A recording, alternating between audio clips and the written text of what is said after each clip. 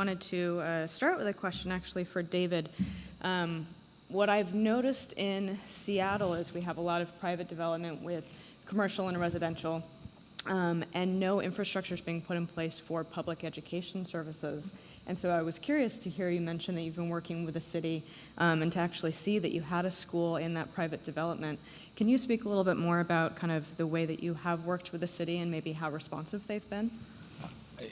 I think that is actually provided on the adjacent developer's site, so I don't know the details of it. All that I know is that as part of the planning process and the approval process that we had to go through, there was a whole study that was undertaken by the city to look at the services, community services that are provided in that area and that would be required as that growth happens. And as part of the review process of the submission, and as part of the negotiation with the developer, between the city and the developer in Waterfront Toronto, essentially, there was a requirement that we had to provide, in our case, a community center, space for a community center, and it was being designed by the city, and it would be built by the city within our space or within our building, and I think the same thing would be happening with respect to the school. So I think it's part of a whole kind of complex negotiation that's been happening between the city and the developers, and I just see more of that happening as the density in the cities increases, and developers won't provide this without being asked to provide it, I think. And I think that what's interesting is this recognition that we need to think at this scale and at this level of detail, and that we need to provide this kind of infrastructure within the development. So, with all of the great work that you're doing in that precinct and with other architects and developers, you're putting in all these facilities and schools. Are the developers then actually taking that on board and then going, okay, well, if we're providing those facilities within our towers, we need to be providing units that have children to go to those schools? Is that something they're actually taking on board and proactively pursuing within their developments? I think they're being pushed in that direction. But I think they're starting to recognize, and I think the importance of studies like this is that it's raising the awareness that there's a demand.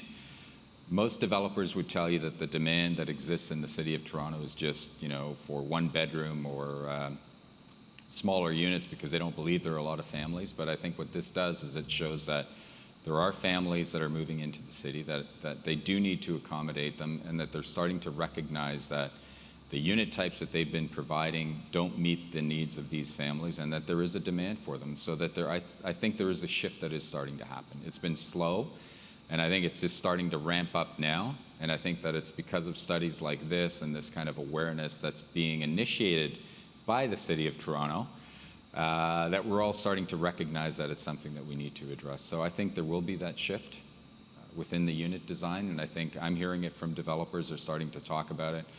I mean, the strange thing is that, you do the marketing brochures for a lot of these developers, and all they show in their marketing brochures are the millennials and the 20-somethings, and there's a whole market there that has been underserved. It's the kids, it's the families, it's the people that have the strollers that are kind of parking the strollers in the bathtub, that they need that space, and they're starting to, I think, recognize it, and they will start to deliver it. It's a question for Antony and David, really, around the whole notion of car parking and shared economy. Antony's report suggested a whole bunch of retirees who are still wedded to owning a car living in the city. You're talking about families. We've got Central Park here where there's no parking except 80 or 60 go-get cars, shared cars. So how are you taking the shared economy and demographic shifts into that planning? And actually, what can stay at the bottom and doesn't have to come up? Can you leave all your strollers down there? Is there a completely different way of considering the whole arrival experience and circulation? Right. I think if I understand your question about parking, are you asking if there is a demand for parking? No, what are you doing in your planning? Yes. Are you planning for the old model of everyone wanting to keep their cars? Are you planning, you're informing your city planning around car parking regulations, I assume? Well, Toronto is kind of unique because I think that there's been a decrease in the demand for parking in the urban center, in the downtown. There's actually developments that are being required to provide a certain percentage of parking, whether it's 0.65 or 0.75. They're building these parking spaces and nobody's buying them because they aren't using cars. So I think in Toronto there seems to be a shift away from this car-centric design to more of a kind of a pedestrian, walkable downtown. So for us, you know, we're in some ways we're arguing with the city that we don't need to provide as much parking as they're asking us to provide because the demand has dropped off. So it's not a big driver for us. I know in our study, it's America, yeah? You're not going to find another country that's more wedded to the automobile. Our trends changing? Yes. But again, you know, as I showed in our study, it's pretty rich people. They're going to have 1 or 2 cars, even if they don't use them. I mean, let's be honest. Some of these people have 1 or 2 apartments and they don't use them. You know, I think that's, you know, part of the problem. So I think it'd be completely different in other parts of the world. I'm not surprised to hear developments here with no car parking or just car share. You know, but the interesting thing is, it's different for residential and office. I mean, again, there's so many office buildings that are now being built around the world without any car parking that are linked into mass transit and other things. I think it's more difficult in residential, especially in America, because people still are wedded to the idea of car ownership, even if the cars are not being as used. The other thing that's linked into that a little bit, I glossed over, in fact, I don't think I even mentioned it, but I showed that in our study that people are walking, actually cycling 4 times further distance downtown than they are in suburbia, but the bicycle ownership in the high-rise was a lot lower than in the low-rise. And the reason that is purely about bike share schemes. So in Chicago about 3 or 4 years ago, they introduced the Divvy bike sharing scheme.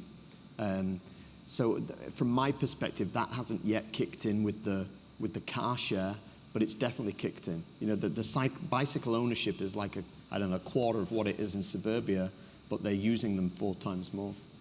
In Toronto, there's, I think, 1 building that's been built without parking, and the ratios are dropping, so we're seeing numbers of 0.25 parking spaces to a unit, so there is a significant shift.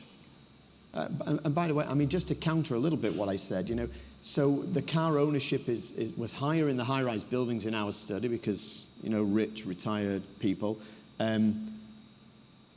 It's not uncommon for me to walk down my street in Oak Park and see 5 cars for a single household. Not at all uncommon. You know, double car garages with still 3 cars on the driveway, because you get your driving license when you're 16. It's not unusual to have 3 kids between the age of 16 and 22 still living at home. Each one has a car. So it's not unusual to see 4 or 5 cars per household in a suburban setting in America, or at least where it were, you know, in the study that we did.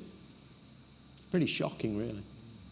If you could just touch upon, and I promise I will buy the book, but if you could just touch upon the criteria you looked at for quality of life. I mean, I know my quality of life, and my daughter will tell you that her quality of life improved dramatically when we moved out of our suburban house and into a downtown tall building. And I'm just wondering if you could talk a little bit about what the report says. Sure, I can.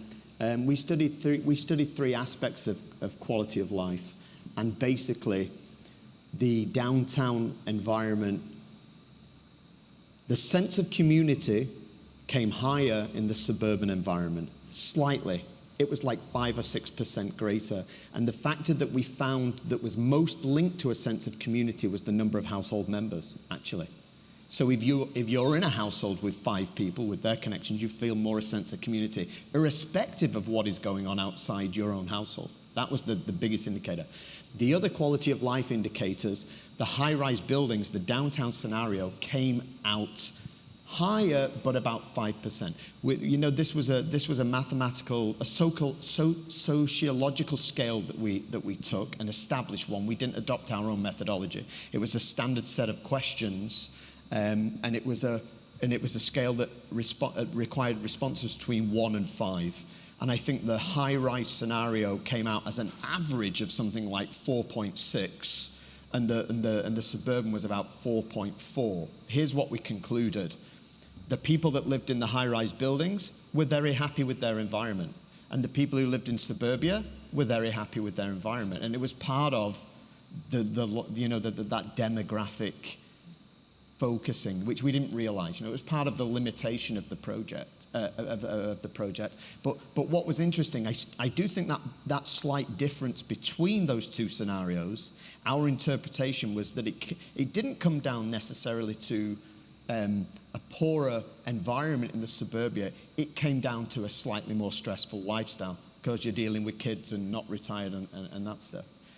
But again, it wasn't typical. And Oak Park, I can talk to this. Oak Park's famous for Frank Lloyd Wright. It's a beautiful environment. It's very walkable. It's linked into mass transit. If we'd have set out to prove something that maybe it wasn't there and taken one of the outlying suburbs where you have to get in a car to go anywhere, it would have shown an extremely different result. And I think it would have shown a different result for the quality of life as well.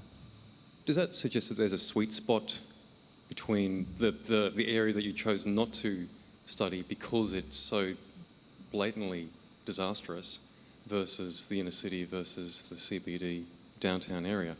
So there's perhaps a sweet spot where it's actually okay to be single, 2-story, 3-story, and then building up as you move inwards? I think there possibly is. I mean, I get asked that a lot. I was saying we had a leaders meeting on Sunday, and I was saying the question that I get asked more than anything in my role with the council, other than what is a tall building, but the question that I get asked the most is, what is the threshold for a sustainable tall building? I think people, even public, are aware that over a certain height, the returns on density don't necessarily match the requirements for embodied energy and finances. And I get asked that a lot. What's the sweet spot?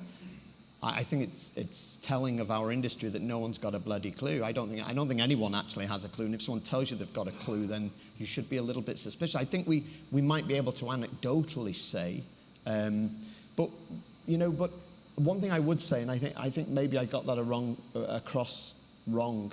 The people that are living out in the 2 hours in the suburbs, I think they'd probably show a high quality of life as well. Because it's driven by choice in our setting. In the Chicago setting, the suburbs that I mentioned, Naperville, is largely driven by choice. You go out there, the houses are 4 times bigger than in Oak Park. They weren't built in 1885. They were built in the last 10, 15 years. It's part of that ever expanding horizontal suburb. So is there a sweet spot? Probably. But again, the last thing I'd say on it, my opening slide shows that there's 1 million people moving into cities every week. We need to build a city of 1 million people every week somewhere around the world. That ain't happening in Chicago. Chicago, like a lot of Rust Belt cities, is seeing a loss of population. So in the context of China and India and Brazil and Indonesia and all these countries, it's not as simple as a sweet spot might be 10 stories or 5 stories because the equation changes because we're dealing with millions and millions of people.